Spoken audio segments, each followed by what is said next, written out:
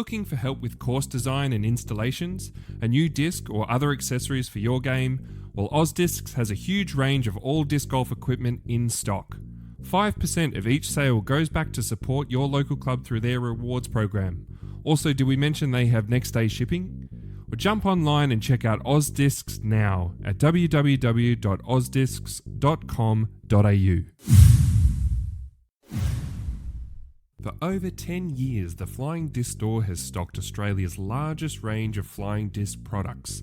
From disc golf discs and bags to ultimate frisbees, throw and catch discs and dog discs, the Flying Disc Store has everything you need. As part of our support of the Tee-Off, the Flying Disc Store would like to provide Tee-Off listeners with 5% off any purchase in the store. Just use the code TEEOFF5 when checking out to get your discount. Visit www.flyingdiscstore.com.au today to grab a deal. And if you have any questions, be sure to contact their friendly staff.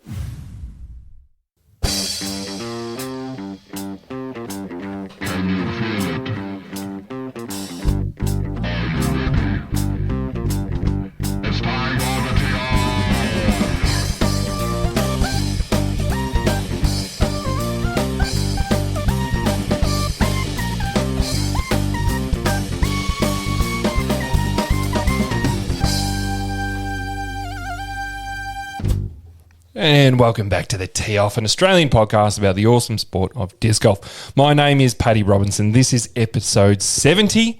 And in the booth with me today, I've got Andrew Ferguson. How are you, mate? Super duper. How you going? That's good. Yeah, I'm good, mate. A little bit tired, but all right. And Timmy's not here. We've replaced him. What? Although you're still wearing a Prodigy shirt there. But Chris Hart in the booth. Hey, gentlemen. How you going?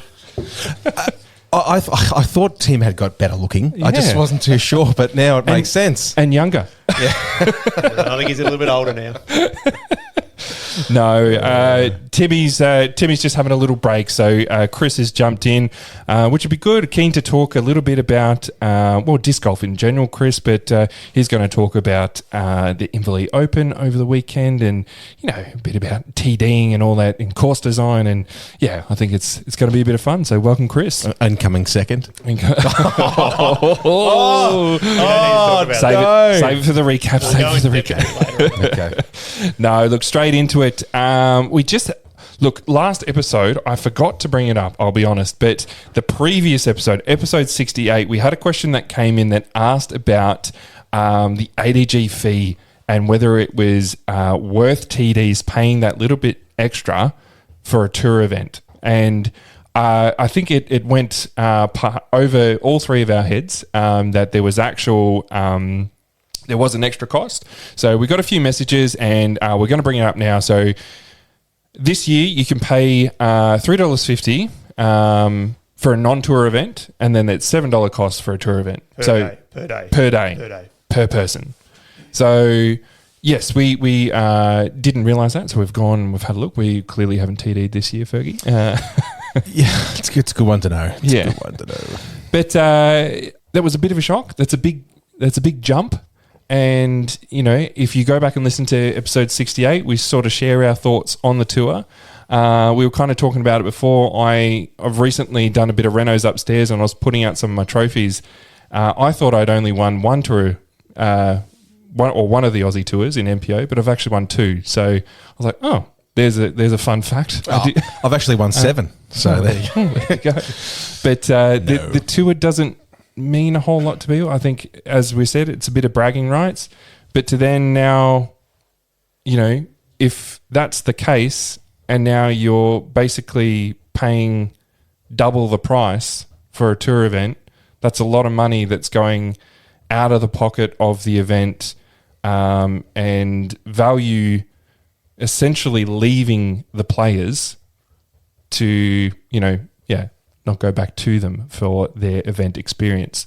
So I think it's not the first time this question's probably come up, and there's a bit of chatter about it. I don't know whether this is something... I'd love to hear from ADG if it's something that they're looking at tweaking. I know that it's a big source of their income, so maybe not. But it would be interesting to see how many people who, play an event are actually interested in being a part of the tour, and what percentage of that is, the people that are playing that event. Yeah, I think you've got to think that most people are probably just going to an event because they like the course, they like the event, they like the way it's run, all that kind of stuff. I don't know many people. I don't hear much chatter about people who want to go and play and strategically choosing events, that are going to get them ADG tour points. So Yeah, certainly. I would want to play a tour. Like I want to play on the tour. Don't get me wrong. I want to compete on the tour. I'm a competitor. I want to do it. But it doesn't, when you're looking at the value of things and you don't really get anything for it, except maybe, what is it? The card, keychain and a trophy.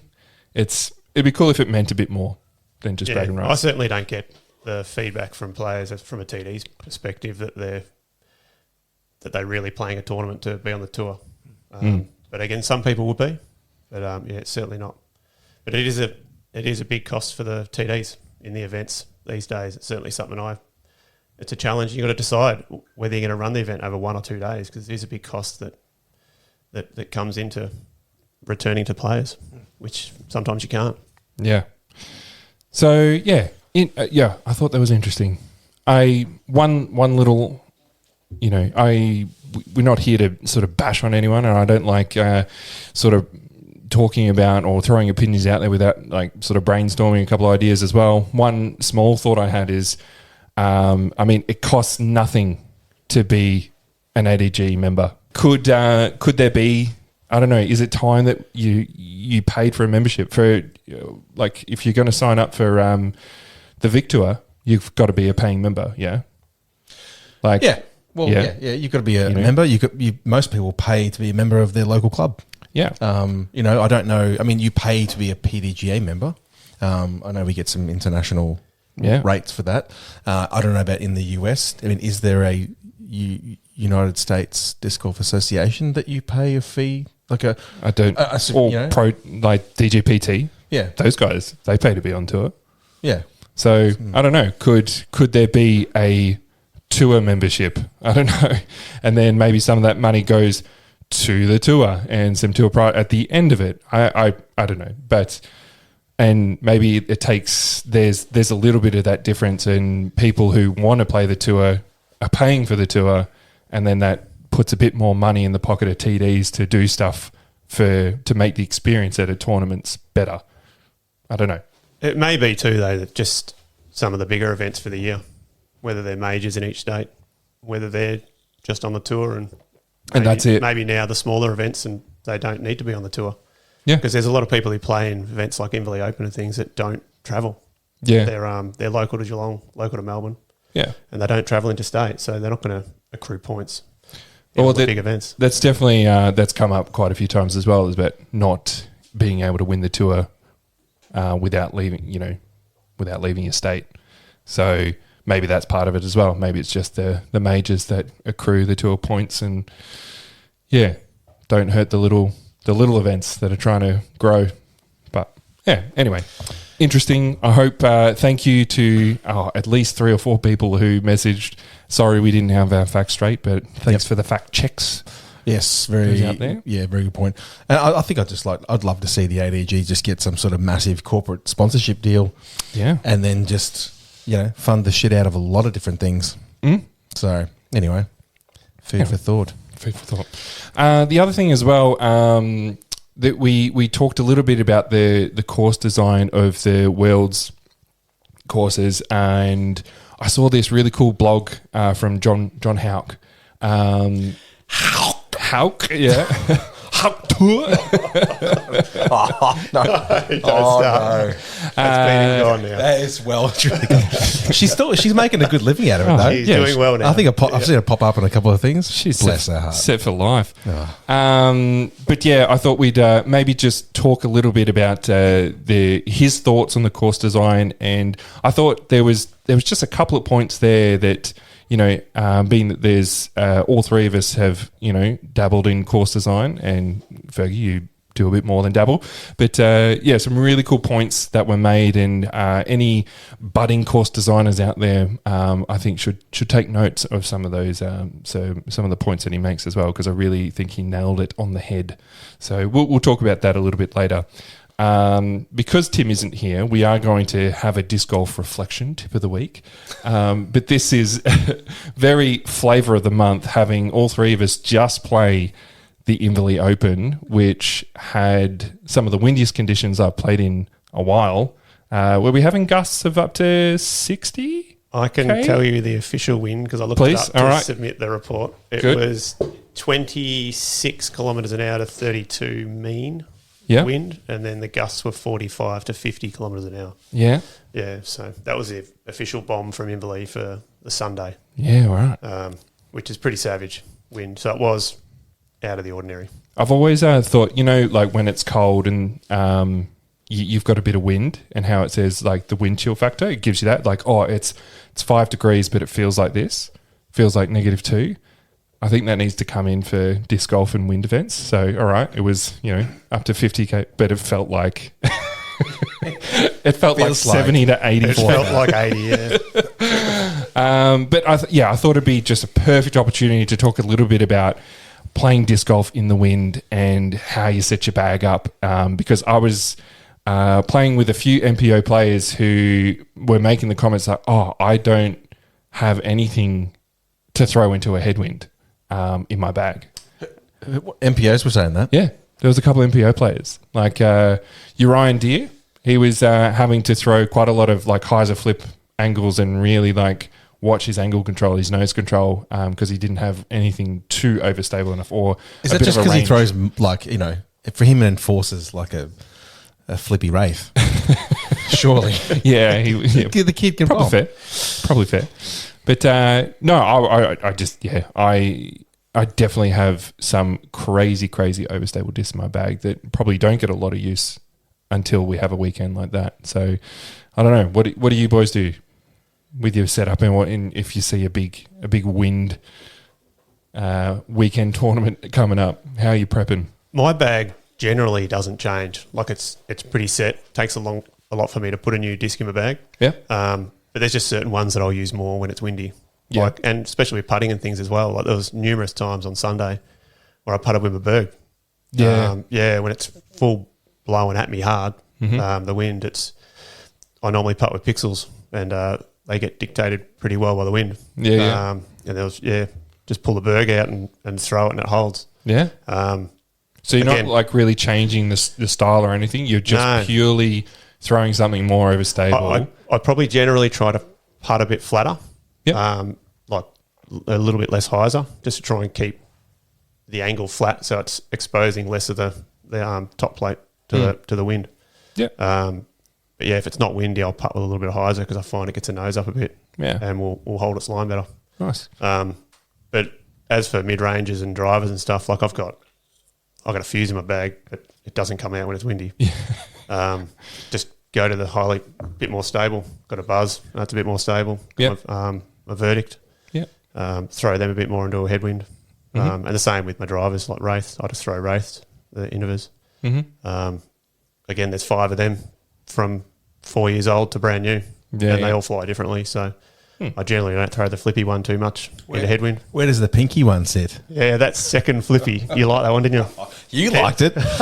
You smashed it all weekend with that thing. It got thrown a lot. But again, it's one you got to. I probably throw less discs, but I like to think you're better at less discs rather than you see some people who've got 40 discs in their bag and you get a little Looking at you, Pody. Looking at you. I didn't say Pody. I didn't say him. But I just lean on less discs and manipulate angles a little bit more if I can. But I definitely stabled up, so use more overstable discs and throw instead of trying to control the angle so much, I would. All right, the wind's a right to left. I'd prefer to throw a forehand, maybe lose a little bit of distance, but ride the wind and get predictable, shot control with that disc, and follow that through the whole course. I I mean, I was using some understable stuff when there was a tailwind and really utilising, knowing that this had turned a little bit more for my shape control. But, I think stabling up, I was leaning on Justices. I was leaning on, the Saviour, all my overstable stuff and just keeping it to very predictable, safe shots, forehands, backhands, depending on the wind. I think you raised a good point. I was going to say that too, that like it's not just about your headwinds, it's about your tailwinds as well, and choosing something that's going to work in that respect as well to your advantage and ride that wind like it's going to this will still flip up and the wind will get under it and keep on pushing it forwards or to to the left, wherever you're wanting to go. And that's, I think, I definitely kind of consider that for the weekend. My bag didn't change a whole lot. I just felt like I was probably changing the angle that I was kind of throwing them on a little bit. I struggled in that first round, but that was probably just more of a technique thing. I was really struggling with the power grip. I just seemed to be kind of rolling my wrist and just burning things over, and because I do like a bit of a nice big turnover kind of anti-flex shot, but that really wasn't working. And then I came out in that second round. It wasn't working, was it? It was shit ass. I can talk to this. So, the big long par 5, the 360 metre one. Yeah. It was a howling right to left wind, and Pody and I would both throw forehands to keep the wind on the top plate. Old Fergs here was throwing backhand turnovers, and I was at the back of the tee just going, "You're a freaking idiot! What are you trying to do?" And it wouldn't let it flip up, And it was a battle that hole, wasn't it? Yeah, because you were just trying to. He wasn't throwing forehands; he was throwing backhands, but it was just to try and turn that disc. Yeah. In the crosswind, it just didn't want to do it. Yeah. And I was just throwing forehands, and you saw them; they were just going, keeping them low and straight down the middle. And like you said before, Paddy, it's about choosing the right shot shape for the wind. Yeah, it makes a big difference. One thing that people don't probably think about quite a lot as well, but I definitely had to use a little bit of experience on the weekend too, but is your nose control. So really trying to keep that nose neutral when you've got a lot of wind around as well. So not having the nose up, not having the nose down too much, or exposing the wings of your disc to what the wind is doing if you've got cross winds as well, because that will affect it too. But there were a few times we had like a little bit of headwind, and I put a lot of concentration and care into making sure that my nose control was neutral.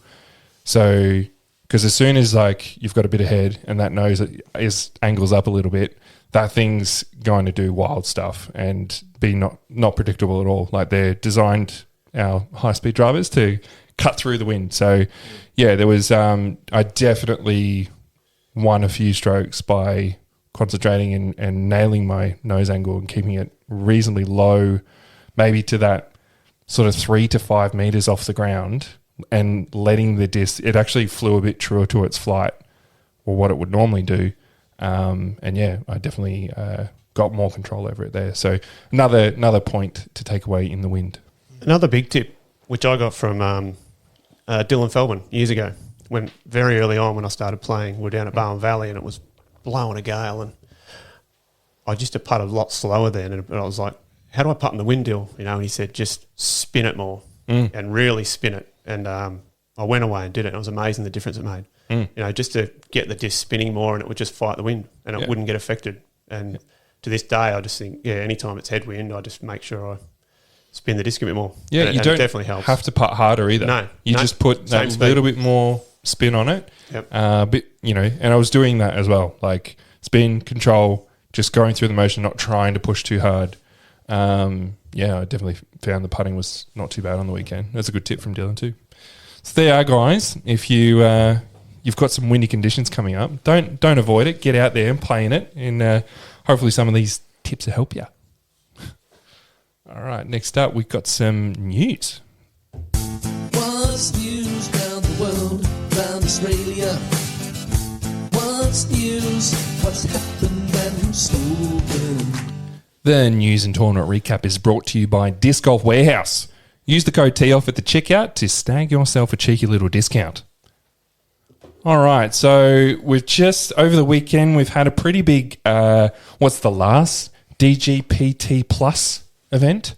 The Great Lakes Open, played on the toboggan course, which is always a good one to watch. I got to admit, I do love watching the toboggan.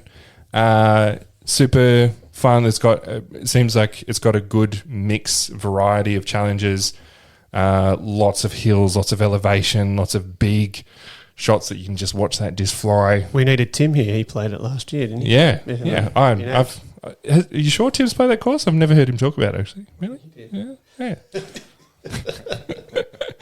No, yes. Go back and listen to any episode and you'll hear Tim playing the toboggan course. No, but it's apparently very long, very challenging, very hot.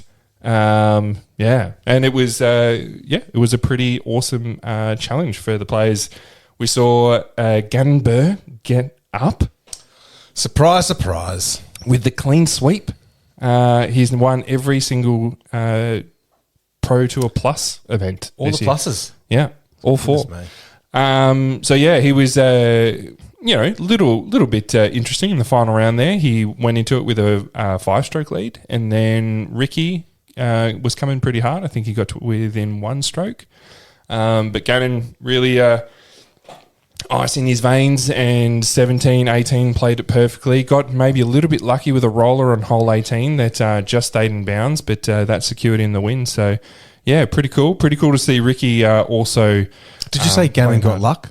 Yeah. Okay, Gannon got luck. Yeah. Okay, fair enough. He gets a lot of luck, that boy. It helps. Who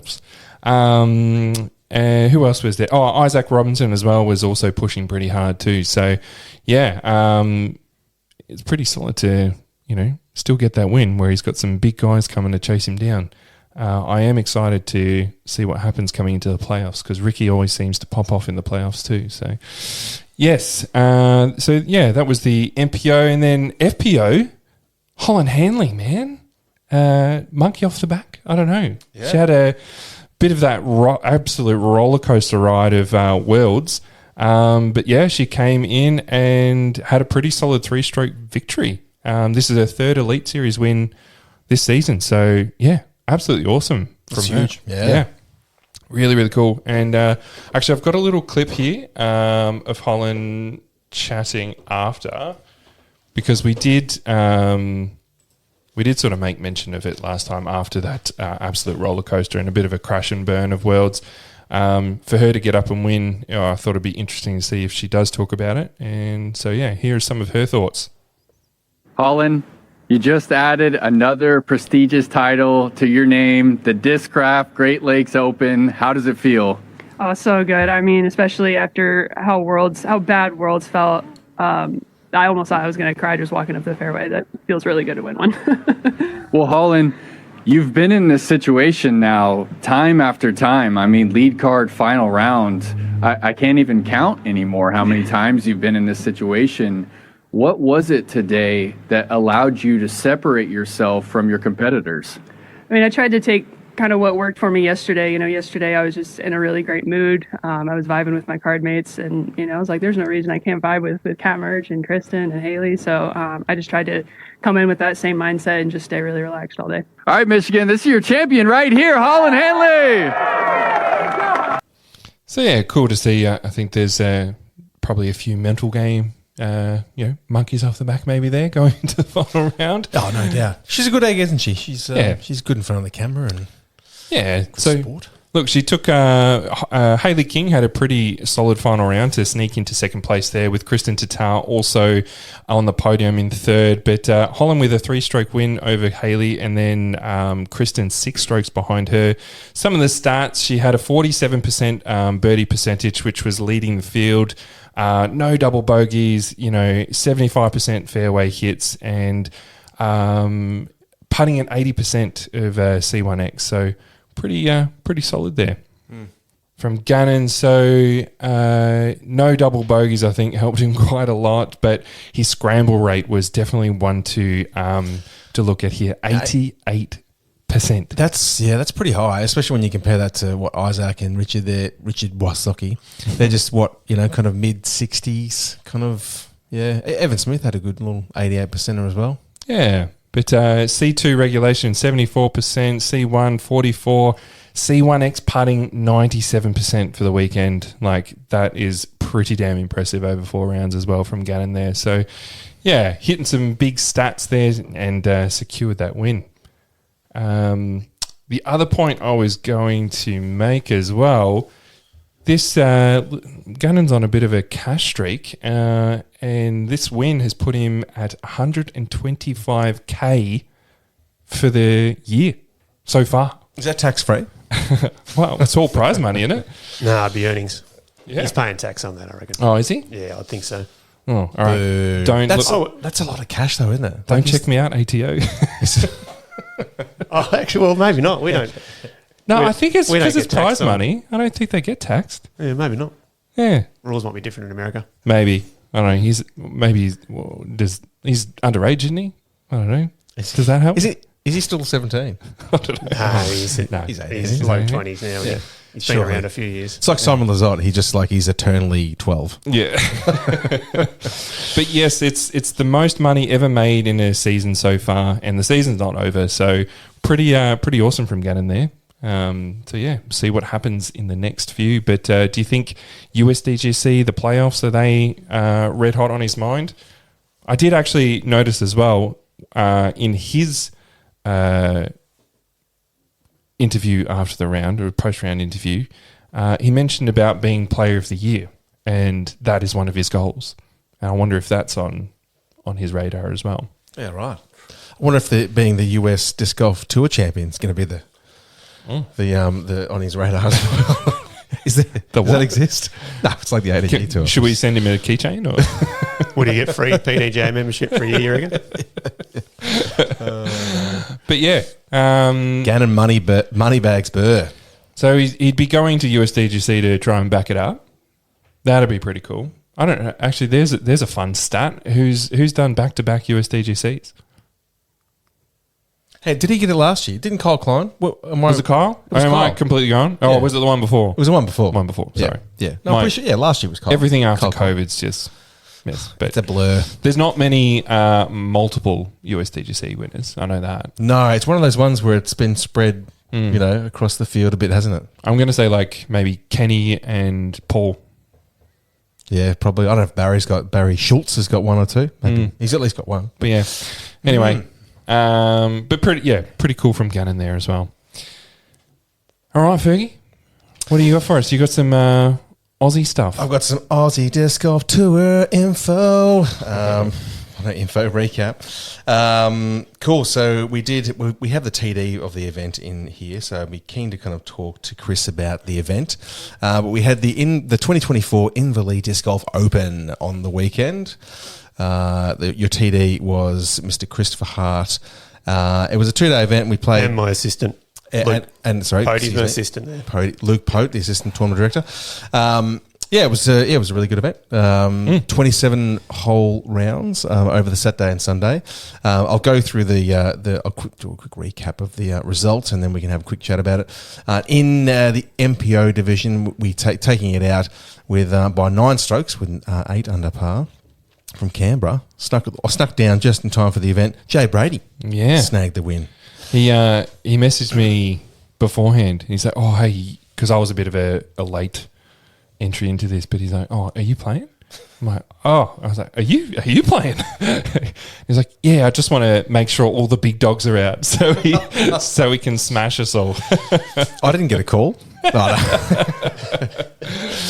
Speaking of, because I didn't get a call, I was playing MP40 instead, and yes, that's Hot right. battle. That was a hot battle was a between hot myself battle. and Chris and Luke Pote. There was 1 stroke in it after the first round, and then it was all pretty tight up until right until the end. We'll talk about this in a minute, but yes, yours truly snagged the win. Thank you very much.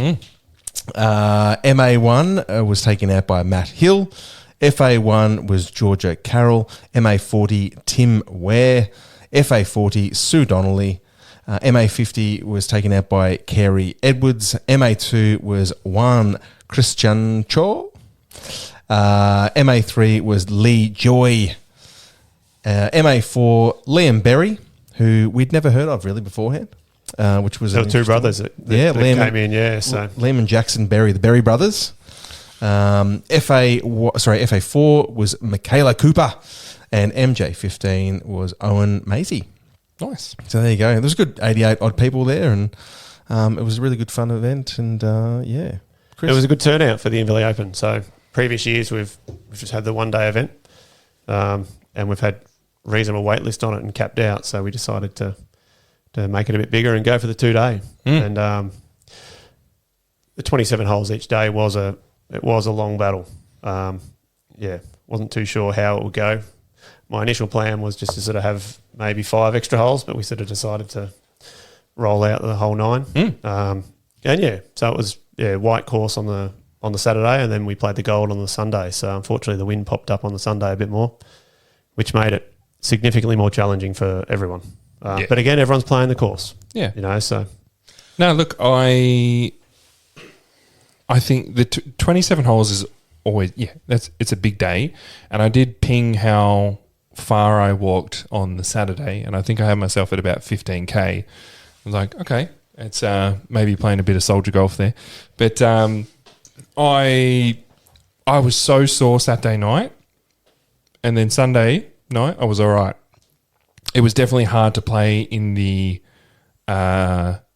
wind, and I think that's probably what hurt the most about the weekend. But the extra 9 holes and the 27, I think the new 9, the ground is so flat. There was a point there I really noted when I was walking around on, I don't know, we were maybe on hole 7 or 8 going through, which is, takes you on to the new 9. I was like, man, it's really not that bad out here. Walking, my legs don't feel, super heavy or anything like that. Even, I think playing, like, yes, it's long, but playing like 27 holes at Wallaby Hill or Poimina, anywhere with hills. Anywhere with hills is so much more taxing. I think so. Yeah, I can speak to it a little bit, and I know quite often you play a 1 day tournament and you'll play 2 rounds. Yeah, so it's 36 holes. So you're walking a lot during the day, but you do have that break in the middle. And I think what saps a lot of energy is when we're playing 27 holes all in a row and it's 4.5 hours. Yeah, it's that mental fatigue of you're not getting a break. Normally you get that break after 2.5, 3 hours and you can switch it off.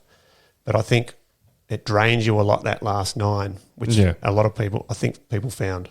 And the wind obviously made it harder because you're probably throwing a few extra shots as well. But you're throwing extra shots and you're thinking about things more, and just wind's just shit. It's just like you can't think properly. Things are blowing around and it's just annoying. And that drains you. But it depends if people are used to playing 2 rounds. Like Rhino and I are playing all the time. Like, and quite often we'll play a league day and then he'll be like, can we go and play in the afternoon? So I'm playing 2 rounds most weekends anyway. I walk a lot. I mean, I'm a chubby old bloke, if I can make it. Yeah. There's a lot of other people who should be fitter than me. Yeah. And I woke chubby, up. I'm pretty sure those jeans are 30, mate. I don't know about that. But again, I woke up. Yeah, I was feeling tired after the weekend. But again, a lot of my energy was running the event, and that is draining. Like, it does take it out of you, just the mental stress of it all. And it was half the reason why I played, because I find for me, it's when I'm playing, it's just I'm having a chuck with mates, and I was just playing with Ferg and Luke. Yeah, and it was just like a social round for me, so I wasn't expecting anything. Yeah, it was a bit too social. Like I think I said it once. I'm like, make me nervous, guy. Like I want to get some adrenaline going or something, because I just was just not focused on anything. Oh, that's good. That's but like that's the jam. But there is for me though, that there is a nice middle ground where I still want some nerves to just kind of like get that adrenaline going, get me focused. Yeah. Versus just like walking around with a can of IPA. Yeah. But yeah. Anyway, I reckon you found a bit of focus when you caged a couple of putts. I think I might have. You got a bit serious then. I might have told you guys, you're definitely further out than me. You go next. I want to see what you're doing. But I was pretty, obviously, we played the white course Saturday with the extra 9, and then the gold course with the extra 9 again, the same layout of this extra 9 new holes that we've done out there. And I was really happy with the way that they played. I got some really good feedback from some people, and there were some people that travelled, to come and play Inverleigh from, because it's on their calendar just to kind of play a decent event there because it's such a challenging course. And I'll tell you what, there's I think that's very flattering when people come and do that. And there's only probably a handful of courses around Australia at the moment that people do that. Point Mina for one, Crater Lakes. Me personally, like Mundaring. I love playing Mundaring. Western as well. Like there's only really a handful that I'm like, yeah, I really want to travel because I really want to play that course again. I can tell you something pretty cool about the weekend. So Please. I was getting ready on Saturday morning. It was about 8 o'clock in the morning at home, and I was about to leave, and my phone rang while I was buttering my toast. Mm-hmm. And I answered the phone because it was a random number, and it was a guy called Russ DeWolf, and he's from Texas. And he was travelling through Australia at the moment, and he was in Melbourne the day before, so the Friday, at Bald Hill. And he was chatting with some guys, and they mentioned that they were playing a tournament at Inverleigh. And he's like, I'm travelling through, any chance I can play? And I quizzed him a bit about what division he should be in, and ended up putting him in MA50, and he had a ball. We loved it. Yeah, he sick. played the 2 hours, and he just all the way from Texas. Cool. And he just wanted to come and play the course. So Yeah. I'm not sure he thought it was going to be that hard. I quizzed him, and I'm like, well, what sort of scores do you normally? He goes, I normally play most courses. I can par them. And I'm like, yeah, okay, you haven't played Inverleigh yet. But and I haven't looked at his final score, but I don't think he was even par. Yeah, right. So, but yeah, he spoke to me after. He loved the event. So Yeah. there weren't many people that were even par over the weekend. In No. fact, well, I mean, the first round winning the whites, there was definitely some birdies out there, and I know Jade cashed pretty well in that first round. Yeah, I think it was all there, really. It was all there for sure, because in the second round there was not a single score that was under par. Mind you, these 40k wins that determined that. I think there's definitely a lot of birdies out there, but yeah, I had looked through at some of the MA 2s and 3s and 4s kind of, and there was not a single birdie on that Sunday. There was nothing. Which you don't often see, and it's I don't think it's an unenjoyable course. I think the wind was shit, but but people still like that challenge. I know chatting to Jade, he was like, "Oh yeah, love coming to play this course because it's a real golf course." Your par fours, they're real par fours. They're over 200 meters in most cases, and you're hitting anything early, and it's good night. You've got to scramble to get your par at the very least, and it's good to be able to offer that to people. Yeah. No, it's solid, and it's it's always fun being out there. Let's can we move Inverleigh Open to summer? Well, I don't know. We're talking about maybe at least October. It has previously been October. It's been mid-October, and the decision was made to bring it forward, just to move it away from some other bigger tournaments later in the year. Yeah, because there's nothing really in September, but. Yeah, I guess there is wind in September. There's a lot of wind in September. So maybe it may be worth going back a little bit to its October? original date, maybe.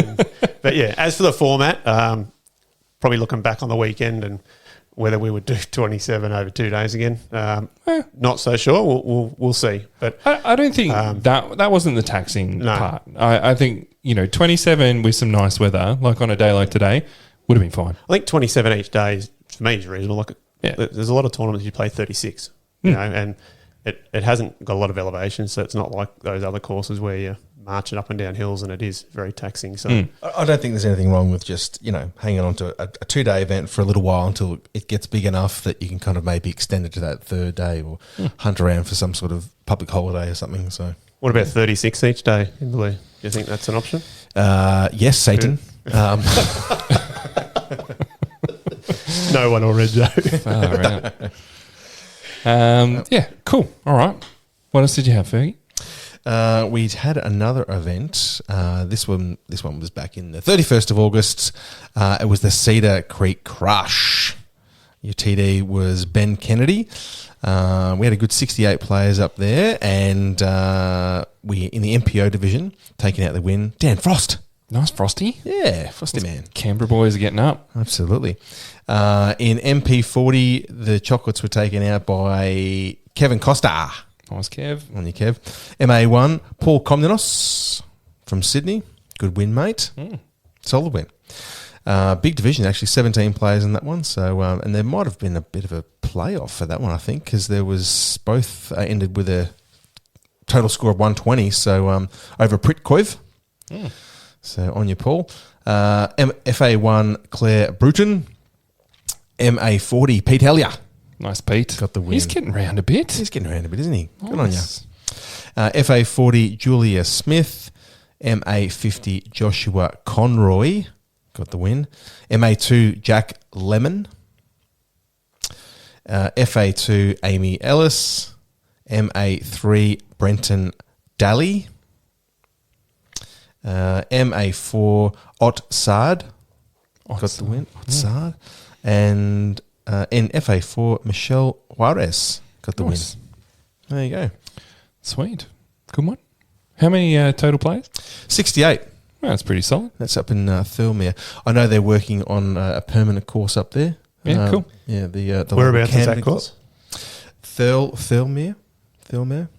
Is that up It's Benford's New South Wales. Camden Disc Golf Way. Yeah. Right. All those lads up there pushing it. Ben Kennedy and Tim Wright, TD and assistant TD. Ben snuck down on the weekend as well. Ben did come down and play the Inverleigh Open, which was Yes. also, unfortunately, he was a bit injured after that first round, so he didn't complete the comp. But yeah, awesome effort for him to make the effort to come down. Yeah. Yes. But that's about it. On the calendar coming up, we've got the Battle of Bole. The Battle of Bole up in North Queensland. Okay. We've got the Ladies on the Lake, a chick flick event. Okay. That's nice. is coming up as well. And we've got Ballarat Disc Golf hosting the MVP Circuit Challenge. Right. So there you go. Okay. Must be a, I think Aussie Disc Golf Day is not too far away as well, isn't it? it's not, yeah, they all kind of, is it when's that? Not this weekend, the next weekend. 21st and 22nd of September. How many events are getting played there? Is it a few? 5 or 6, I think, Cool. getting around. Yeah, I think some of the funds that are raised there will go to the world team, or the Aussie team for the World Championships coming up in November, which is exciting. We actually had a little meeting. I've got some sick kitties at the moment, so I could only briefly be on the meeting this week. But keep your eyes peeled, listeners, because there's going to be some pretty cool little merch about to hit the Aussie stores. Can you give us a sneak? Can you give us a clue? What is it? Oh, maybe some stuff you could wear, maybe stuff you can collect. There.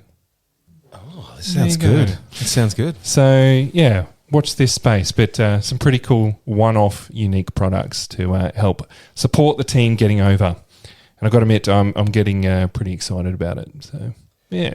Before we move on from tournaments, can I just have a shout out to Ryan Johnson too for Inverleigh Open on Sunday? He threw an ace in on hole 19, which is a normal gold 10. Yes. And took the ace pot out. It was a pretty crazy shot. And Yeah. What was the ace pot? $200 $200? out of my pocket. I taunted everyone. How did that there was happen? no ace pot, and I taunted everyone in the email, the players' email, saying, "Well, I don't think any of you are going to throw it, so I'll put my hand in my own pocket." And he took it. He did well. It was, and he walked me over after the tournament, and he showed me exactly what happened. It was an impressive shot. So I was more than happy to pay him. We did see this news sort of came about mid-round, and there was a little bit jumping in the caddy book to figure out which hole was 19 because, I'm a bit unfamiliar with the holes. But when it was gold 10, I was thinking, that's a bad shot. He's 100% fluked that. No, it was not hitting metal. It was a main backhand line, but it was... That would have been gone so far, OB. Yeah. OB is about, 7 metres behind the basket at best. Yeah. Actually, some of the boys weren't familiar with the phrase "an ace is a bad shot" on our card. They hadn't heard that before. What do you guys think of that? An ace is a bad shot. An ace is a bad shot. It totally depends on the hole. Depends on what's in behind this the case. hole. In this case, I doubt that he was lining up the ace because for those of you playing at home, like that whole regular hole 10 is, the way that the trees kind of hang over where you're throwing from. If you land in the circle, that's a really great drive. To get to the basket height, which is a slightly elevated basket, you're somehow pinging something through those trees that you should have hit. But in that case, maybe it was a bad shot. So right, but Who cares? It went in. I love it. it did go in. But having said that, there are some other ones where, like, I think that you could safely still land near the basket even if you're having a ping at it. Nah, unreal. I'm so stoked that someone got an ace on that weekend too. And the So that's Chris. yeah, I thought you were going to say afterwards he took me over and showed me his cash. No. pay up.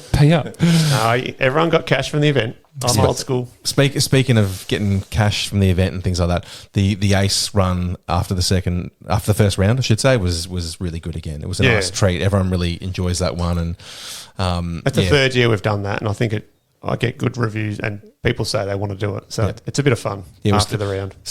Everyone has a ping. If you've donated a disc beforehand, and you get an extra bonus throw as well, which I squandered. But we started at 50 metres. In the past, it's gone off at what, 30 or 40? The last 2 years, it's gone off at 30. Yeah. What about this year? It went to 20, and I refused to move it to 10, but it went off at 20. So It went off who got twice. Two people did. yeah, it got Narada? split. Yeah, Narada, Guzman, and Tim Ware. Yep. Yeah, took right. it, so. Yeah, nice. No, it sounded like a pretty fun event actually, and there's a bit of camping happened as well. I almost came out with Freddie camping, but when I saw the weather report, I thought, no. We had about 15 or so camping, and we put a barbecue on that night. We had about probably 30, 35 for the barbecue. Yeah. And then there was supposed to be a glow round afterwards, but it started belting down with rain. Yeah.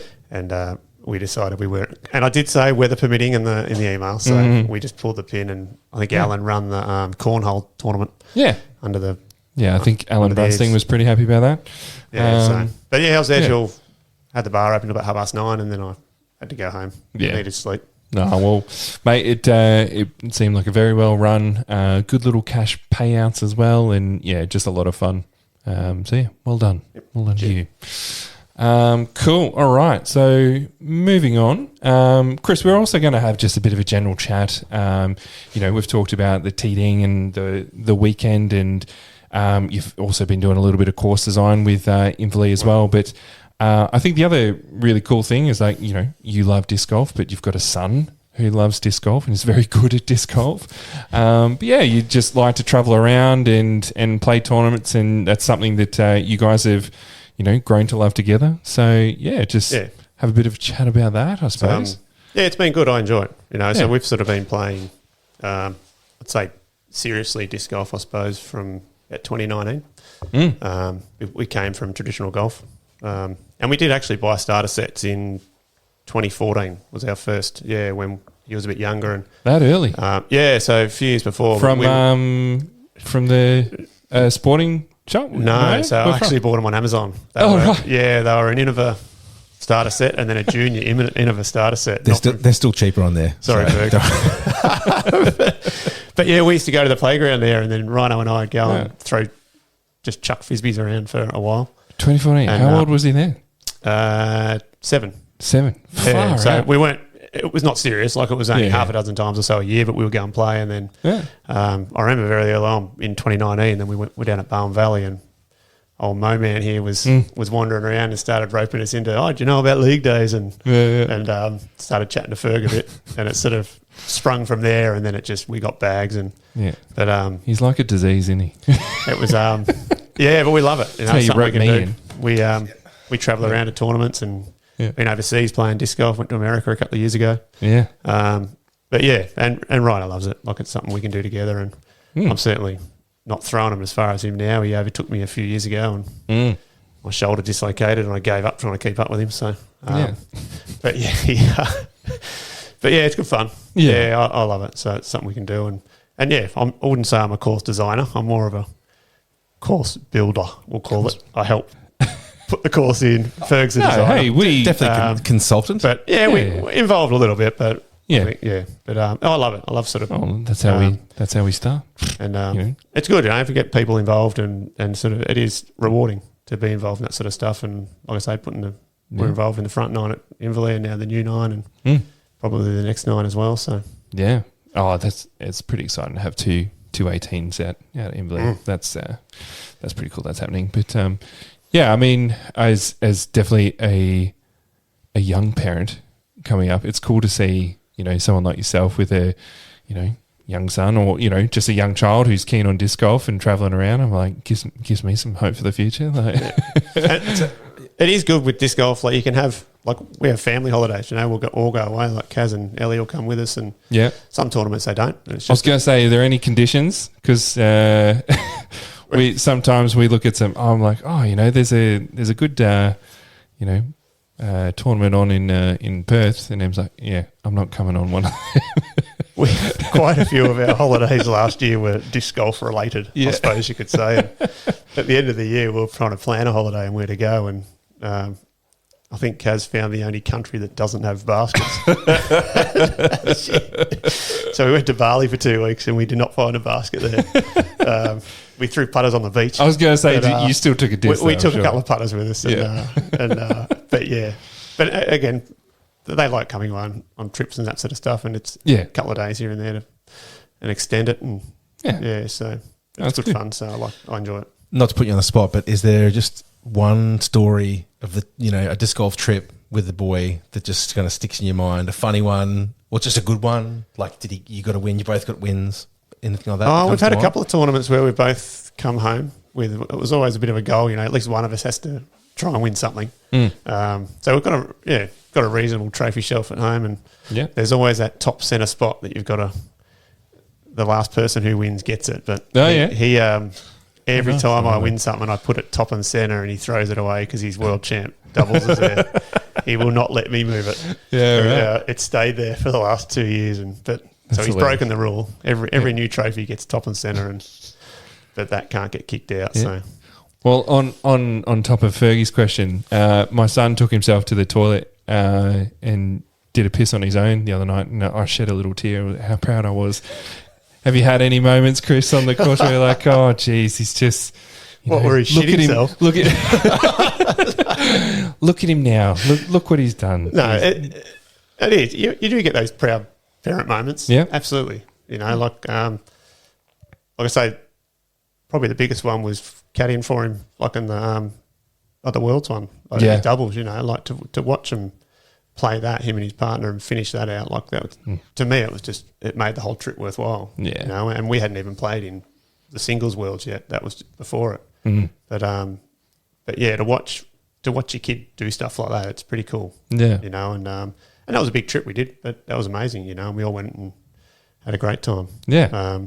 I'd certainly support him and what he wants to do, and that's what I love. Just, you do what you can for your kids, and it's good fun. What do you like on the bag? You good caddy? Oh, I just carry it. He doesn't get much advice. I can try and keep him. I know you're into him for his putting, just to kind of like a little bit about that. I've been into his putting for a number of years now. People that know him knows. I'll have to get a comment from Rhino about this. What's your dad like on the bag? He's a good caddy. But he doesn't want to listen to his dad. So we need someone else to advise him, I think. He listens to me every now and then. Yeah, he does. Yeah. But it's pretty cool hearing all this kind of stuff, and I don't know. I mean, I've obviously got a couple of young kids myself, and I implore people out there just to get breeding and start growing the disc golf community one shag at a time. No, I was going to say, like, I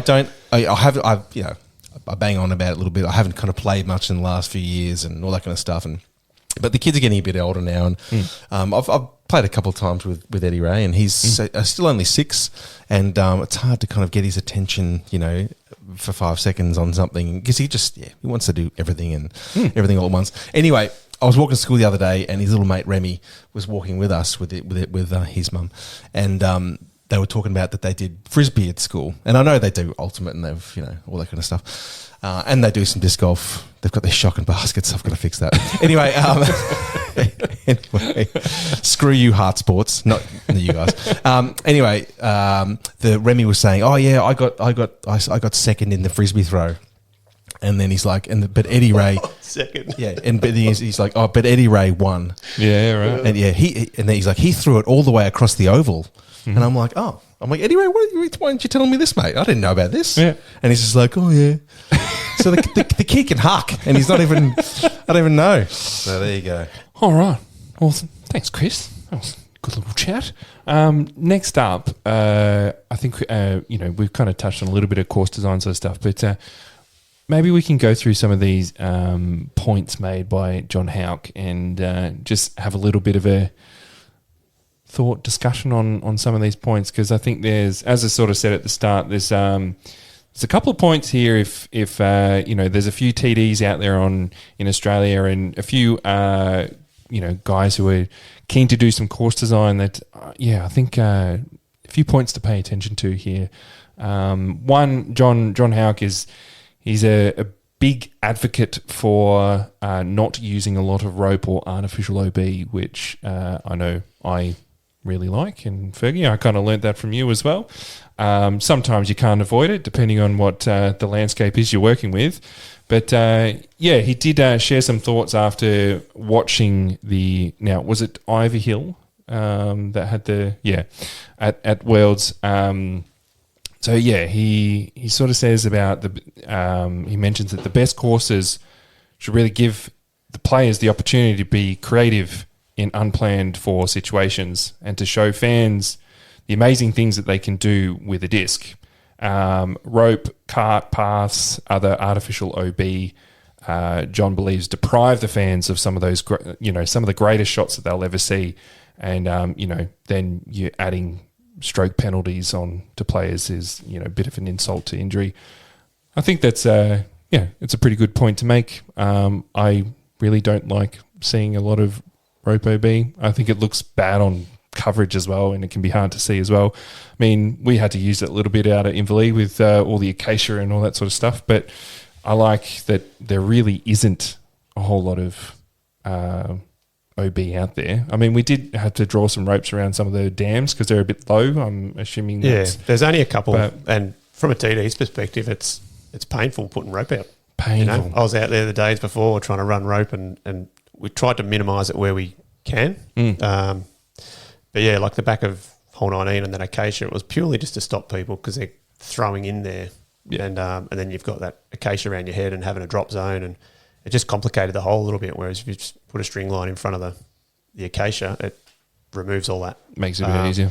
Yeah, but the rest of the course, there's a lot of natural OB, which is good. It's a penalty. Yeah, you go in there and you've got to chip out sometimes, and it's that's what you want. But I like, so the biggest one I can remember is like Mundaring, back when the lines of the fairways were all roped, and I'm sure you did a lot of that, Fergie, roping that out. Don't remind me. Which is, hours and hours of time that, could be spent elsewhere. But You'd notice in 2017 we didn't do that. Yeah. Yeah, okay, cool. Just making sure you... Oh, yeah. Remember that. Yep. Huge difference. And it really, like that depriving some of the, good shots, like that scramble game, as we've just seen with Gannon Burr at the toboggan and stuff, like what was his 88 percentage from his scramble? Like, you're denying some, creativity with shop shates and all this insane stuff. Like watch Ricky Wysocki play for the last 10 years, like that dude can scramble, and we may not have seen some of those shots if it had just been a lined OB. So I think that's a really good one to move forward, unless there's like a real like sort of safety reason, or maybe the course really doesn't, you're working with a very open golf course and that's all you can do. But I think that goes back to the fact as well, you just got to remember, like, okay, if you've got to do those things at the course, it's not a championship course. It's just not that. So don't worry about it. You know what I mean?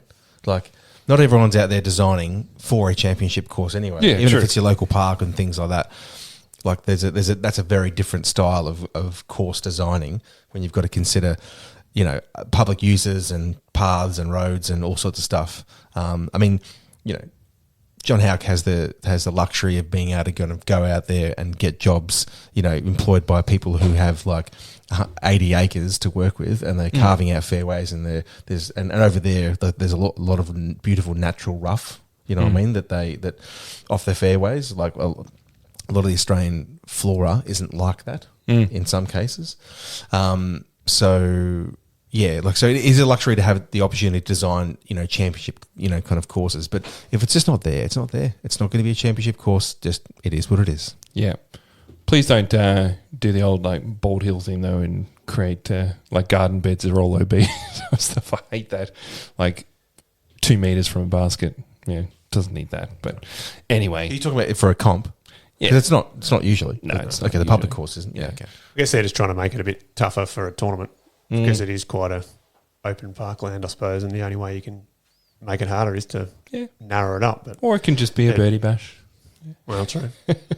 Well, it's We'll not a still- championship course, so don't try and make it crazy hard. And not just bald hill, but just anything like just Yeah. yeah. Yeah. The other point, or another point John was making was about slopes and that sort of stuff, which we sort of discussed quite a lot, being hole 14 at Ivy Hill with the rocks and how it was unfair. It sort of felt to watch, and with some of the rollaways that were happening in Holland Hanley, I'm sure had some thoughts about a few rollaways over that tournament. But I thought it was interesting how his view on it as well, as he's talking about a lot, like a common thing people are saying, well, it's the same for everyone. Everyone's playing the same course. And he says, well, Russian roulette is the same for everyone, but it doesn't mean that it makes it a fair test of skill.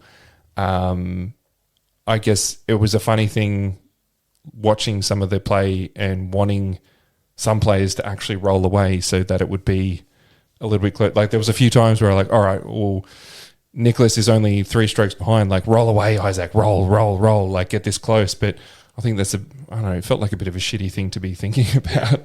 But that's also comes down to a rule thing, because you're talking about someone putting and, from 3 or 4 meters, they miss, it rolls 25 meters out of bounds. And they've got their penalty, so they're all, what are they going to do? Take it down there? No, they're going to just take it from where they last putted from with a penalty anyway, and just get that short little 3 meter putt, which I find it's a weird rule. It's a funny rule, really, isn't it? I mean, it's benefited me. Like I learnt about that rule when we went the first time I played Poimina.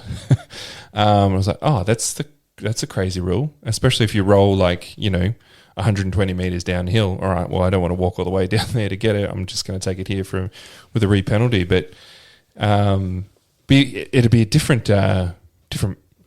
circumstance if you took that rule away. Hey, Well, it would, or maybe just instead of make that OB, just make that a hazard. So if the disc rolls in there, then you've got to take it from there with a penalty, which is cruel. I get it, but I think that's an interesting way to kind of look at OBs, and if you are making things more difficult by roping areas and stuff, that it's not necessarily just out of bounds, but you would have to remove the abandoned throw rule because disc golf has that. You can abandon any throw you want, true, and take a penalty and rethrow it. Yeah. Whereas it's different.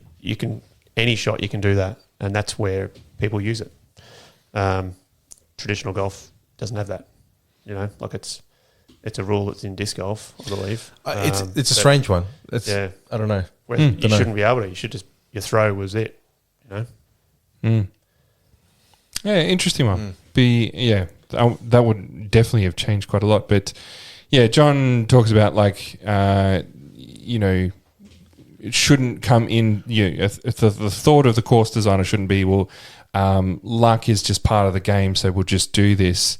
Luck is always going to be there, but it's part of the designer's job to try and minimize it. So, it's not so easy, but it's about the skill level and expertise needed at that level for the person to control the shape shot to land and then be, safe on something like that whole 14 hole design.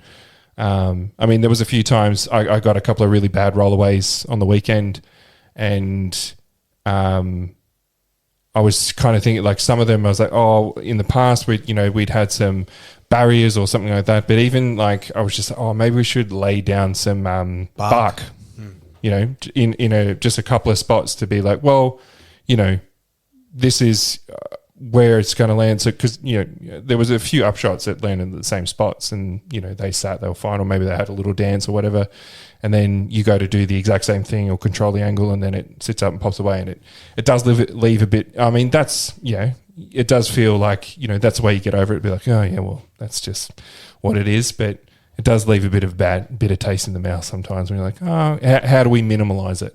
And I think in maybe putting a bit of bark down here and there, or controlling a little bit of where, some things could roll away, or I thought that was something we could bring in. Or just get a berg. Or just get a bird. They sit down, don't Fergs they? don't roll, they sit. They sit down. But I guess that's where disc golf, it's got a lot of the ground is a lot more uneven, and comparing it to like golf or something, whereas you've got a lot more of that stuff where it can hit something and roll away. And it's that random luck, I suppose, it's in the sport. Yeah. Sometimes it rolls your way and other times it doesn't. Sometimes it skips, sometimes it doesn't. Yeah. Type of thing. Ferg was complaining about a lot of trees on the weekend and we were getting all the luck, and then suddenly he started getting it, it sort of swings and roundabouts. Well, I think At the very end. The very end. well, it kind of leads into the next little bit, though. I mean, the biggest thing about disc golf is it's about what happens in the air, and I mean, it definitely happened on the weekend. Some shots like that go seem to miraculously go through a full tree and not hit anything, or maybe hit a tiny twig but it still keeps going. Then you throw the same shot and it hits something and just dies almost immediately. Like, oh, okay, what the hell? But I think, a big thing about it is like, disc golf is about what happens in the air. It's not about what so much happens on the ground, which I think is that difference. Unless you roll justice all the time. Verdict. No, it's please. verdict. Verdict. Verdict. Oh, Come on. sorry. We don't roll Sorry. justices here. This is JB rolls. I didn't throw many of them on the weekend. I threw one actually the last hole. Yeah, no, I saw that. tried to make it up. It didn't work. But yeah, John sort of talks about like the fact that there's a lot of stuff on the Pro Tour and stuff at the moment where a lot of courses have like no trees and stuff to work around. And he talks about like obstacles per throw and how like trees are good. We want trees and we need to shape shots around or under or through, that type of thing. But I just thought that was an interesting thing to think of. I've never thought about obstacles per throw when I think about designing a course. Like we just naturally go to where the lines are. We can see that. But yeah, I thought, is that something you ever think about, Fergs, or? 100%. And I can speak about Inverleigh because it's fresh. That, if you take into consideration obstacles per throw, then you've got a few out at Inverleigh, like a lot. But having said that, let's just like look at the nine new holes, for example. Those of you who don't know, it is on a golf course. The whole thing is the existing 18. Half of that's kind of in a woodsy kind of area, which is not on the golf course at all. So it's nothing like a golf course. And there's lots of trees in there. But anyway, this new 9 holes, which is part of the full 18, is out in more of a traditional kind of style golf course layout, where there's some significant old growth, mature trees, which are really good to use. But it also means that there's big open wide fairways as well, which can kind of mean that people can if you're not doing certain things with the design, that they can maybe have some little outs that might get them out of trouble. So we did tighten that up a bit with some mandatories, which I think were used pretty sparingly considering. But I think without that, you're just going to have some easy outs where you can just kind of play out big wide open kind of fairways. But yeah, in terms of obstacles per throw, for sure, I think that's like something I'm considering. I've never called it that before, but with par fours or things like that, I'm thinking about the landing zones and where those potential landing zones, ideal ones, will be, and whether there's one or is there 2 of them, or is there a third one that's kind of a bit sneaky that most people might not take unless you've got a roller or whatever, all that kind of stuff. And then going from there, like what's the next kind of shot look like to get to the basket, and how many kind of how many trees are in that way, and to get to that landing zone, and off the first throw maybe you needed to navigate more trees, but the next one there's less obstacles per throw because you've already earned that by landing in that area. So I think you can definitely use that to consider. But again, it depends where you are. If you're in a big wide open area, you're not going to have OTBPs, are you? So yeah, it also depends who you got playing the course too, and I think it was handy when we were out there. You had a rough design of the course, but we're out there laying it out and putting the tee pads and the baskets in, and you take some people out there. We took Rhino out there, it's like, well, what would you do here? And there was one hole, the par 4, it was a par 5, and when we were with you, Paddy, went and played, and Rhino's just like, well, I'm going straight over the top. And then we're like, well, you're sort of breaking the hole a little bit. That's not the idea of it.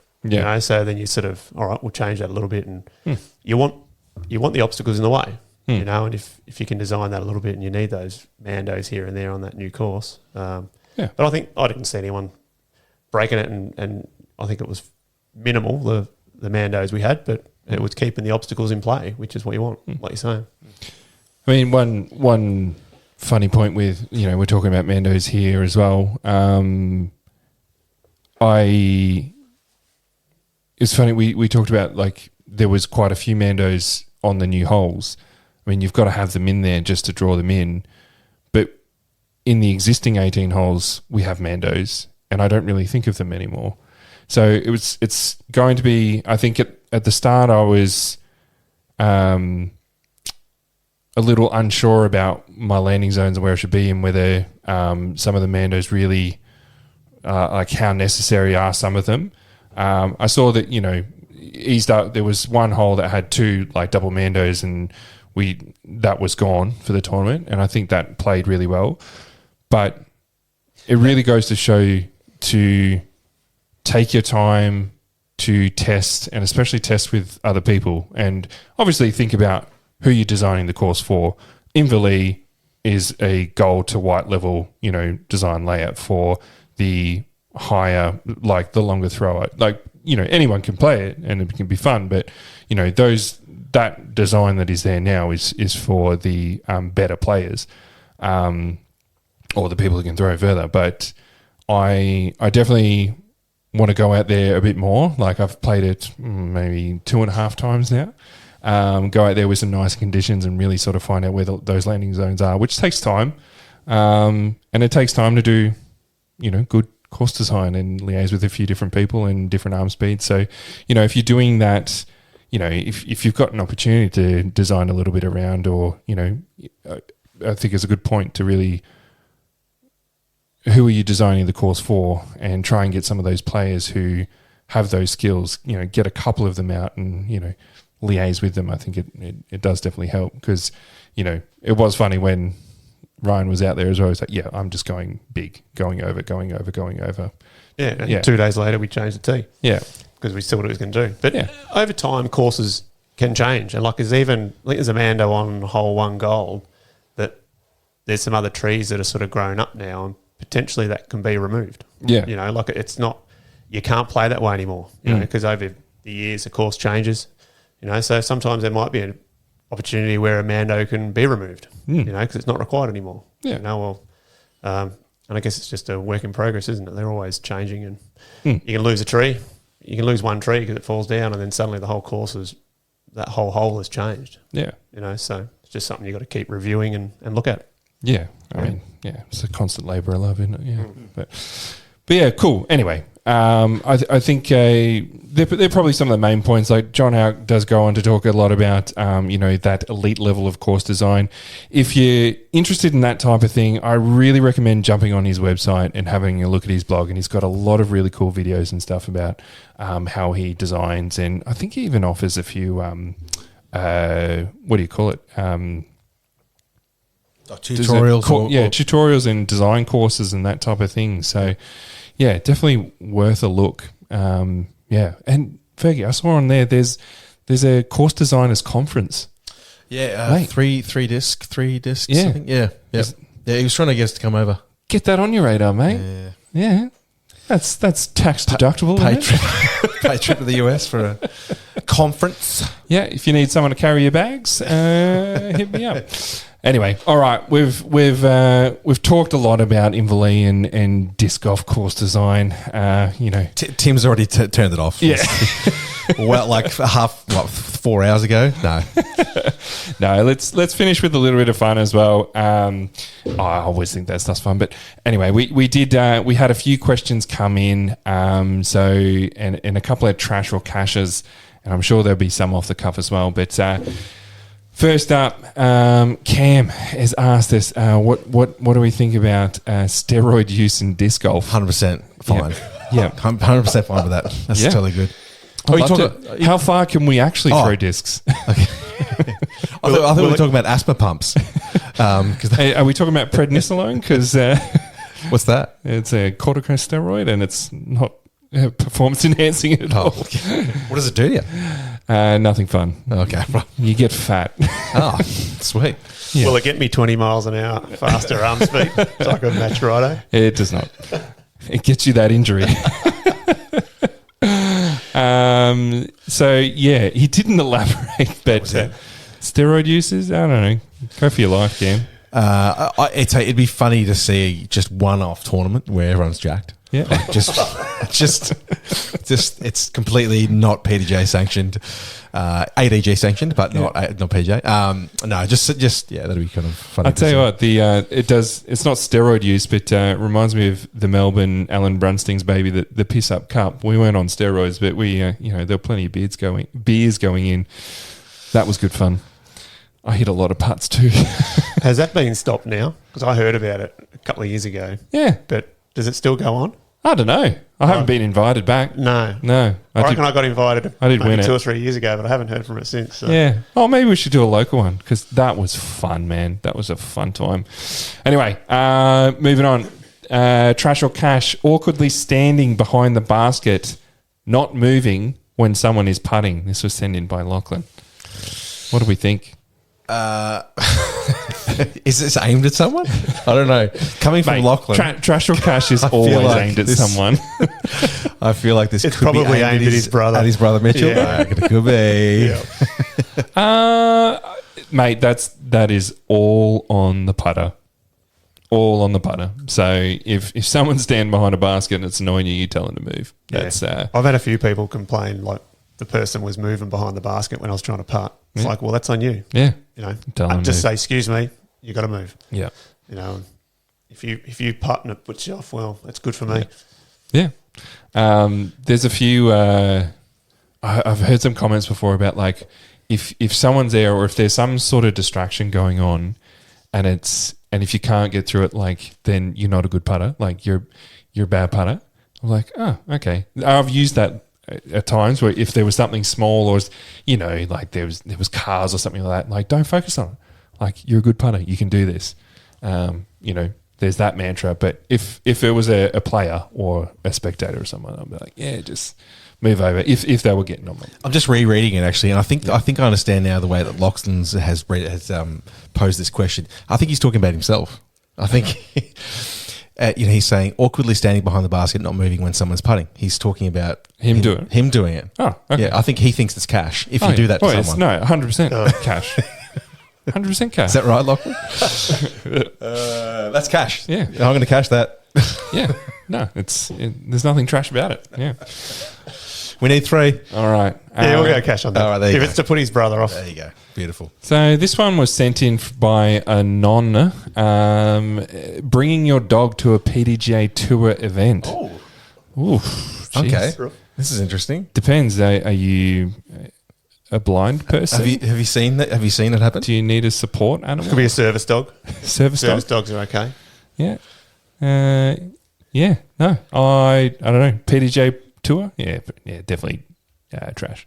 Total trash. I think it's got to be trash, doesn't it? Yeah. I've never had one on my card, but yeah, we'll go trash. Especially trash if you got to pick up the dog poo. That's 100% trash. Depends on have you ever played with Shawnee's dog?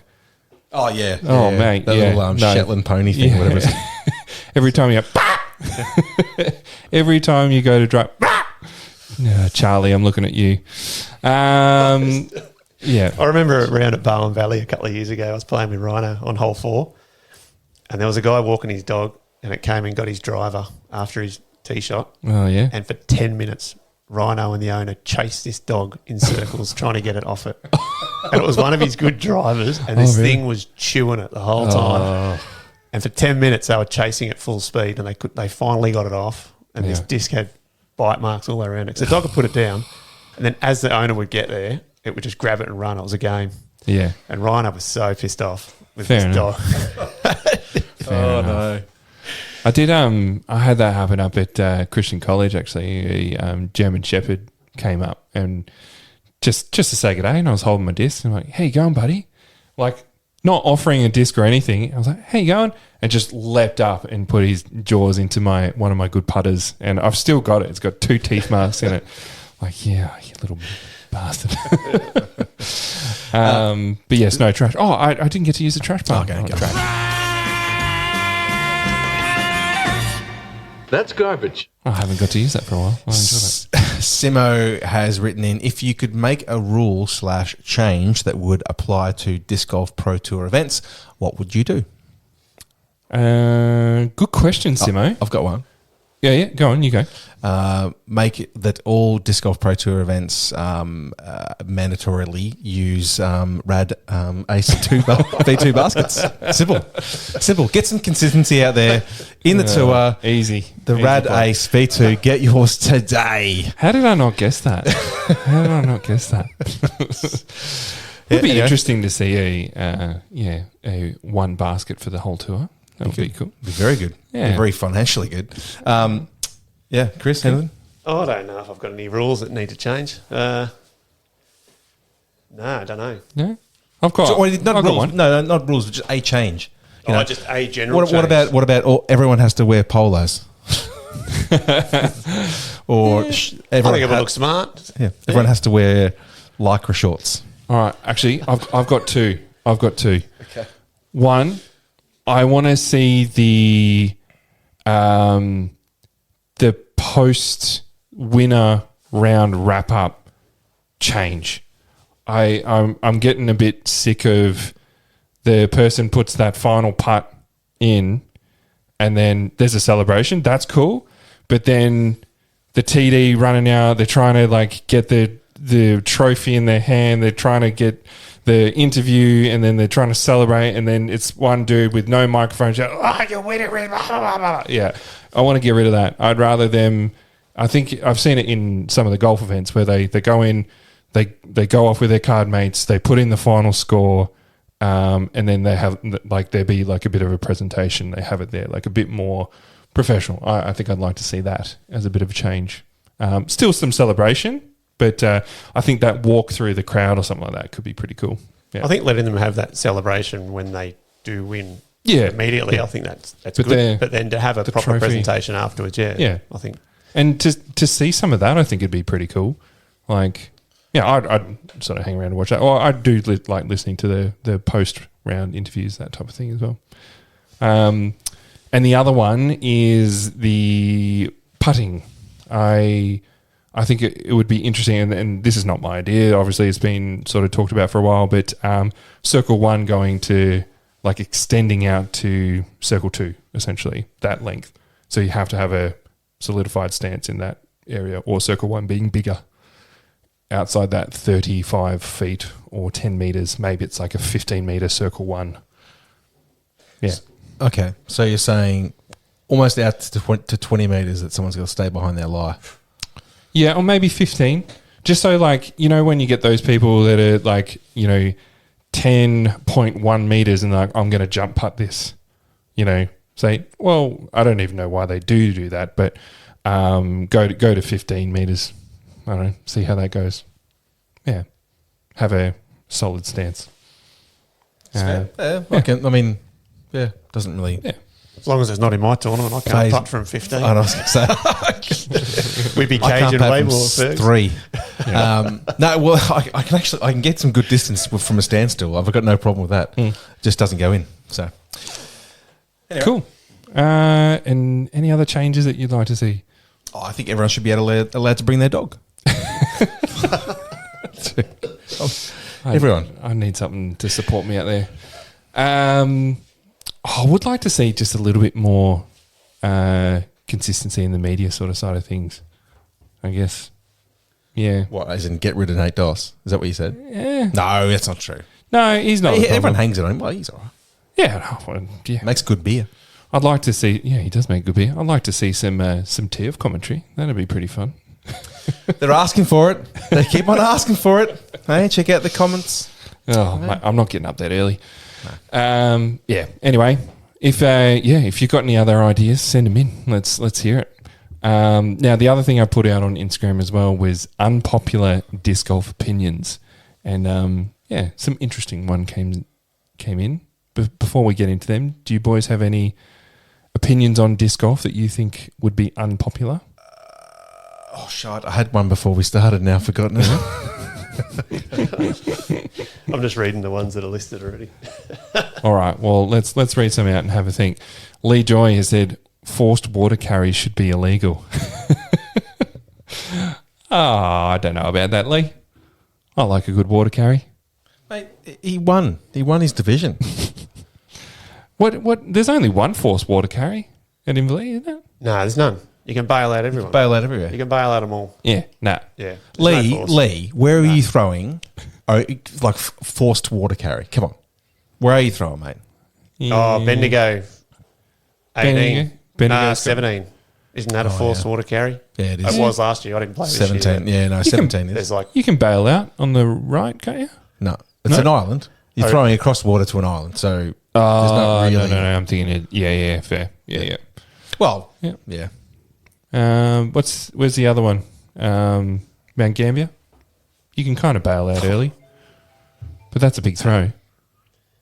Hole 2. What is it? Hole 2? Well, 17. The par 5 Yeah. over the lake. Yeah, Yeah. you can sort of bail it a little bit. Yeah. Yeah, you don't have to carry it. But no, they're fun, man.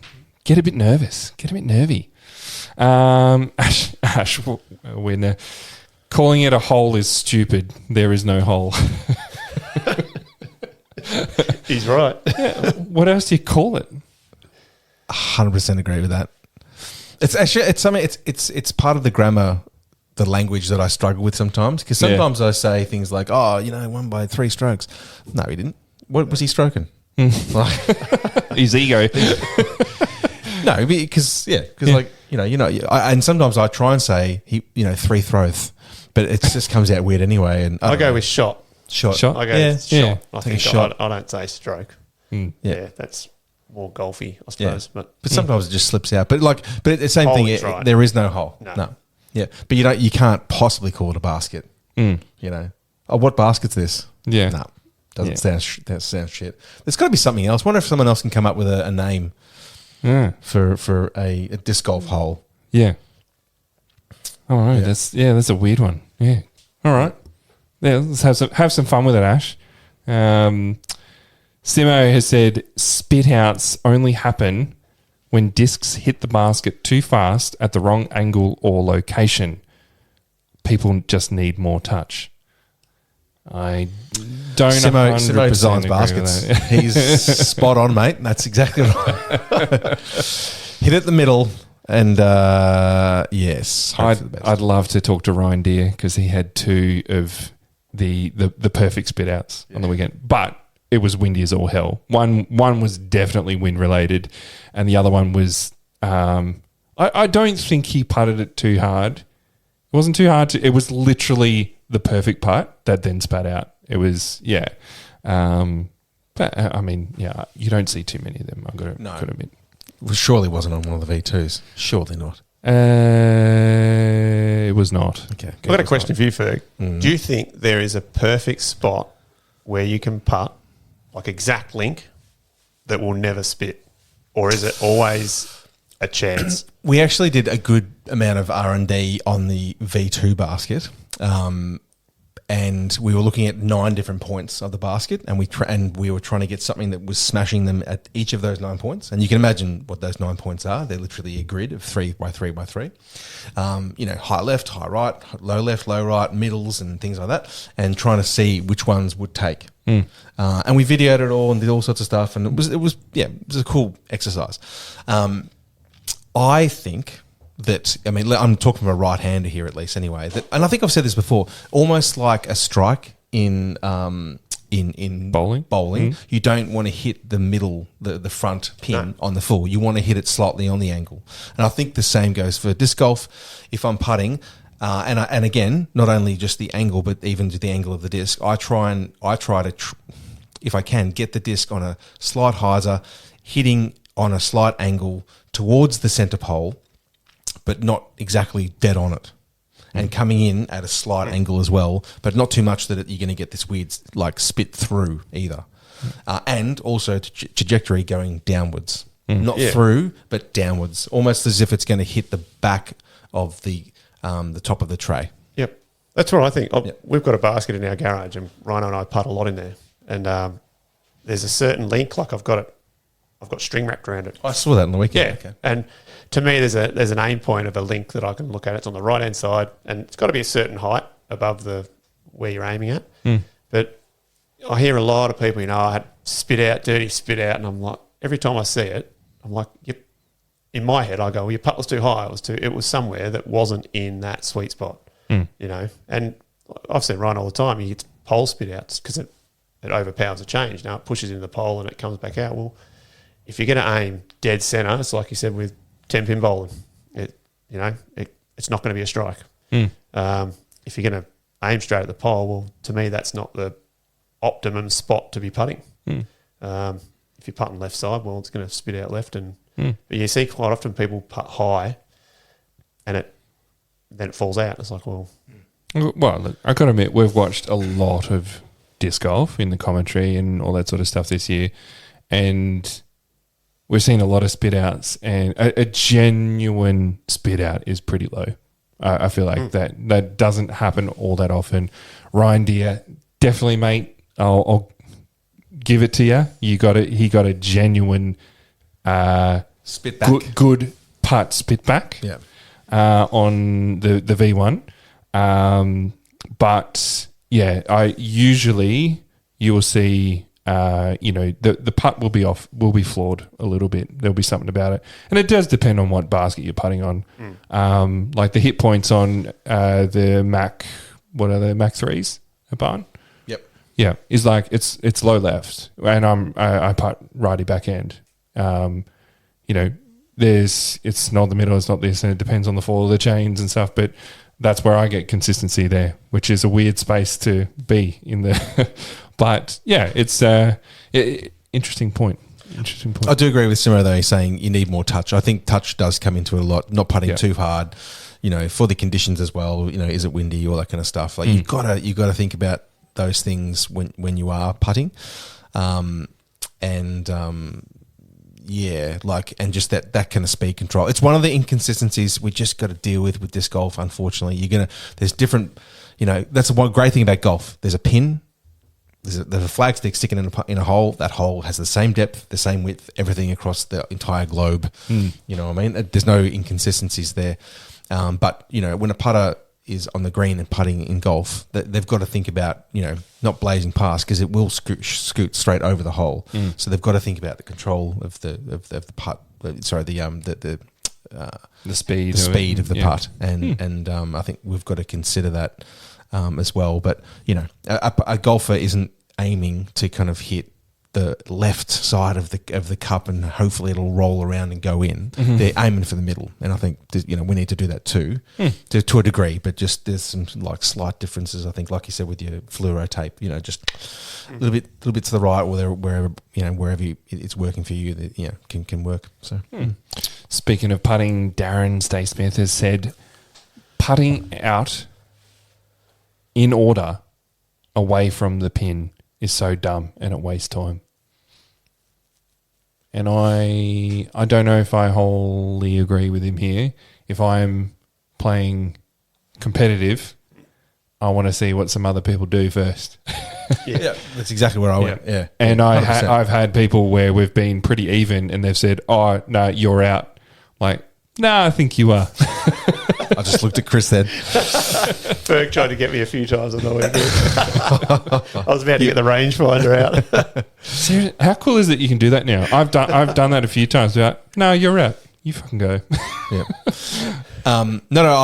Look, I think where would we be without the big putt? To get big putted or something. If you kind of just doing it randomly out of order, you're not going to have that opportunity to big putt someone or be big putted, which is a good bit of drama. I definitely think sometimes I've had a putt and it's barely missed, and I'm like, ugh, and I can see the other guys aren't anywhere near taking their next shot. I'm like, oh, do you mind if I just tap out? I think that's fine. Go and do that and do some tap outs. There's a speed of play kind of thing. Yeah, exactly. It's situational, I think, and like you say, it could be in the middle of the round, and it is. You just, if you're not quite ready, I'm ready, I'm inside. I'll just say, hey, do you mind if I putt? And you always ask. I generally do. Yeah. But like you say, also in the end of a tournament when there's 2 holes left and you're 1 shot down and you want to see what someone else is doing, there has to be that rule to say, furthest out needs to putt. You go. Unless you choose otherwise. And then and if everyone agrees, then it's fine. And Zach has said rollers should be banned. Sorry, Zach. Not happening, Zach. Nah, get out in the field and learn one. And mate, Zach, the older you get, I know. I was you going won't to be say, saying that, You need dude. it. Zach is clearly in his 20s. Goodness me. Actually, I love a good roller. Yeah. Oh, mate, 100%. Yeah. Yeah. Yeah. It's a really difficult throw. I mean, I don't know who's throwing them. Like, if you're not throwing them well, you're screwed. You know what I mean? Like, you've got to execute the shot. I've practiced that shot a lot, and it's a part of my game. Yeah, 100%. And not a lot of people will there are all those options out there, and option is a roller. But I tell you what, I had a little one on Zach sort of saying, "Oh, roller should be banned." A shot in disc golf that I really don't like, that I would happy to never see again. The flex forehand? No, that can stay. That can stay. Tomahawks. I don't like a tomahawk thumber, and I think it's like I remember I played a couple of courses in the US, and there was some leagues I was playing, and there was one dude I played against, and he just like threw a tomahawk on every hole, and just went zip parked, and I was like, oh, this just doesn't feel like disc golf. It just felt trash. Anyone throwing a tomahawk that blows out their arm, I'm not sad about it. They've got a lifespan. A player has a lifespan, that's for sure. But I think it's a trash hole. I would never design a hole to be like, oh yeah, this is a tomahawk hole. Do you know what I mean? Yeah. One real quick, because I know we're kind of pushing an hour and a half here, but an unpopular opinion, like to maybe limit like the equipment that you can have in disc golf in some way, and obviously The amount of discs. Talking about the discs, like some sort of limitations on that, even maybe the design of them. I'm not too sure. You know what I mean? Like, I know there's issues with golf courses. They're just so big now because golfers are hitting the shit out of the ball, and they need longer fairways, and that's logistically a real estate kind of issue. I don't think we're going to have that in disc golf necessarily, because we're not using this wickedly engineered club head. But is there something we can kind of do to kind of just tighten things up a little bit? And whether it's okay, cool, you get 10 discs, 12, 14 like golf at max. What would it change though? Well, I mean, you carry 5 wraiths, right? 4 at the moment, yeah. Okay, so if you had 14 max that you could take in a round, would you take all of those wraiths again, or would you? Yeah, well, you'd have to. There's a lot of people who narrow it have down. a number of different ones in a. Yeah, I mean, like I could. Yeah, but I guess like what is it actually changing? Like, I'd finish around at the same time carrying 22 discs as to 14. I could still play the same with that lineup, depending on the weather. But what's it really? I don't know. I just don't know what it would really change. Like if it was something that would change like the amount of time or the amount of, if that was an issue, like if people were taking too much time to choose between, or like, oh, what do I throw here? What do I throw there? Like, and I have maybe witnessed that once or twice in some people carrying a ridiculous amount of discs, but I don't know. Like I think it could be cool, but I just don't know what it would actually change. It wouldn't alter the game a lot. I don't think it would alter it. Yeah. Yeah. Yeah, that's a fair point. It'd be interesting though. It would I should honestly probably do it and just cut down anyway. Yeah, and I guess as well probably wasn't focusing on the number of discs, but even just the engineering of them or something. Or don't know. I just think that I don't know. I know there's some limitations on the discs and the rim widths and the weight in the rim and the flight plate and the thickness and all of those kind of specs and stuff like that. But yeah, don't know. Yeah, nice. Anyway, all right, we have sort of dabbled on a bit, and I love it. We get to do it. Tim's already he's already slid into the DMs. He's like, hey, when are you going to send it to me to listen to? But look, if you've got this far, thanks for listening to another episode of The Tee Off. Please make sure you follow us on Facebook and Instagram. Send in any questions or topics you would like us to discuss. Fergie, thank you. Chris, thank you for being here in the booth. It's been an absolute pleasure. No problem. Enjoyed it. Thank you. All right, until next time, we hope you get out and play some disc golf with your mates. So that's the end of the episode. Thanks for listening. I don't know why you're still here. We have to go see our families. Seriously, just go play disc golf.